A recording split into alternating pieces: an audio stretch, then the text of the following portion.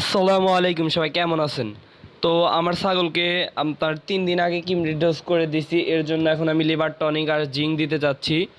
তো সকালবেলা আমি লিভার টনিকটা দিয়ে দিছি, কারণ সকালে ঘুম থেকে উঠে খাওয়ানোর আমি লিভার টনিকটা দিছি আপনার খাওয়ানোর আগে। আর এইটা কি লিভার টনিক কি খাওয়ানোর আগে দেওয়া উচিত না খাওয়ানোর পরে, এটা কেউ যদি জানেন তাহলে একটু কমেন্টে জানাবেন। আর এখন আমি এখন সন্ধ্যার টাইমে আমি জিঙ্ক দিচ্ছি, কারণ আমি একসাথে দুইটা দিই না, আমি লিভার টনিক সকালে দিই আর জিঙ্কটা দিই বিকালে।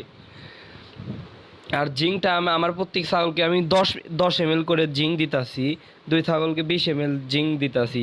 আর আপনারা কিভাবে খিলান আমার একটু প্লিজ জানাবেন। তো দেখেন আমি কেমনে খিলাই। প্রথমে আমার জিঙের বোতলটা একদম ইনটেক, এরপরে আমি খুলি নাই, তো এই ফার্স্ট টাইম খুলতাছি। নতুন বোতলটা অনেক করে খুললাম, আর মুখাটা এত শক্ত ছিল যে খোলাই যাচ্ছিল না। তারপর আস্তে আস্তে খুললাম, খোলার পরে আপনার পুরা সিরিজটা বোঝাই করে একদম 10 ml 10 পর্যন্ত যেই পর্যন্ত লেখা ছিল পুরাটুক নিয়ে নিলাম। নেওয়ার পরে ছাগলকে কিভাবে খিলাবেন আমি দেখাচ্ছি। প্রথমে আপনার 2 পায়ের চেঙ্গির ভিতর দিয়ে তারপরে সিরিজটা একদম গালের এই যে মাড়ি দাঁত আছে না, ওইখানে সিরিজটা যেন দেন।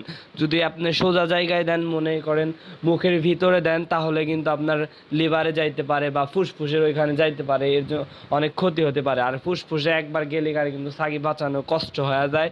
এর জন্য খাওয়ানোর সময় সাবধানে খিলাবেন, যেন আপনার একদম শ্বাসনালীতে না যায়, গেলে কিন্তু ফুসফুসে চলে যাবে।